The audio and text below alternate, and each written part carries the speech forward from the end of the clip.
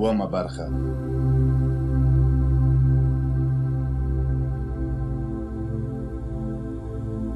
بریا او ژمنتیا. مشران څنګه کولی شي د ولس ملاتړ ترلاسه کړي؟ کوم شیان کولی شي خلک په غوسه کړي څو د عمل ډګر ته راودانګي؟ ولې ځینو کسانو ته د مشرۍ لقب ورکول کیږي؟ د دغو پوښتنو جواب ډېر لنډ او ساده دی.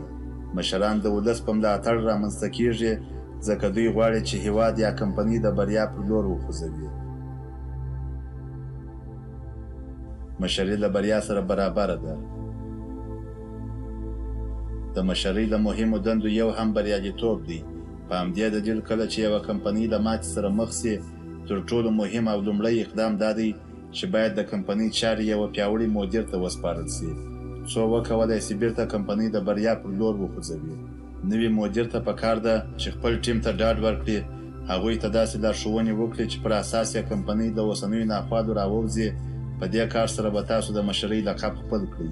مشران له خپل ولس سره ژمنه کوي چې ښه کارونه به کوي او د خلکو په ژوند کې به مثبت بدلون راولي، ځکه دا چاره له دوی سره د بریا په برخه کې ډېره مرسته کوي. کله چې ستاسو محصولات او خدمات بازار ته وړاندې کیږي، لومړنی کار چې ستاسو پیرودونکي یا مشتریان یې خوښوي هغه د محصولاتو او خدماتو د کیفیت معلومول دي.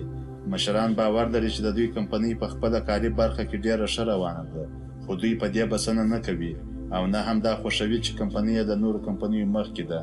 دوی غواړي کمپنۍ یې نړیوال شهرت پیدا کړي. مشران تل د بریا په اړه فکر کوي.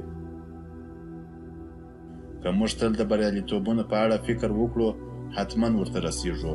که مو د کمپنۍ کارکوونکي د ګټې او پلور په زیاتوالي او د نرخونو په ټیټوالي فکر وکړي، هغوی به هم ستاسو په څیر ورته کامیابیو ته ورسیږي. پوځي زده کړې. پوځي مشران یوه موخه لري او په خپله موخه کې بریالي هم دي. ډېری سوداګریزو مشرانو د پوځي مشرانو د برنامو او لارښوونو الهام اخیستی. پوځي برنامې ځانګړي قوانین لري چې د بریا لپاره په هره برخه کې ترې استفاده کولی شو. د موخې قانون. پوځي مشران د عملیاتو لپاره مشخصې موخې یا اهداف لري. د دوی په موخو کې هیڅ ډول ابهامات نشته. په سوداګرۍ کې هم موږ دا ډول مشخصو او څرګندو موخو ته اړتیا لرو. لکه څنګه چې د جګړې په ډګر کې سرتیري یو بل ته ژمن دي، اړینه ده چې د کمپنۍ کارکوونکي هم ورته ژمنتیا ولري. د برید قانون.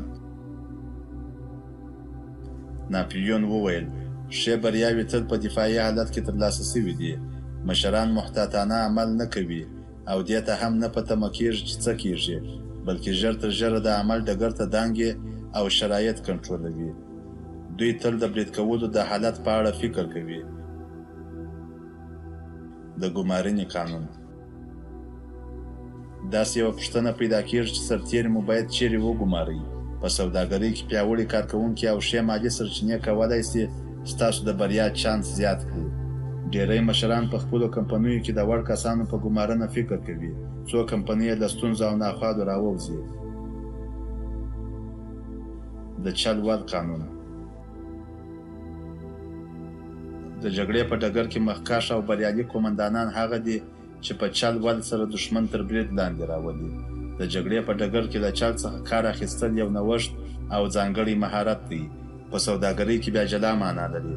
هلته وایي هغه کارونه چې تاسو یې په اړه فکر کوئ، د هغه کارونو برعکس عمل وکړئ، څو وکولی شئ له لاسه وتلې کمپنۍ مو بیرته ترلاسه کړئ. د اطلاعاتو قانون. مشران تل د حقیقت په لټه کې دي. هغوی پوهیږي چې اطلاعات لرل زموږ ځواکمني ښیي. ټول هغه اطلاعات چې تاسو ورته اړتیا لرئ راټول کړئ، څو وکولی شئ د پرمختګ لپاره لازم تصامیم ونیسئ. د یووالي قانون. تاسو هغه وخت بریا ته رسېدلی شئ چې ټول ټیم مو د یو بل په همغږۍ د یوې ګډې موخې لپاره کار وکړي. د نورو ټیمونو د بریا په راز هر څوک پوهیږي، ځکه چې هغوی ټول خپلو ګډو موخو یا اهدافو ته ژمن دي.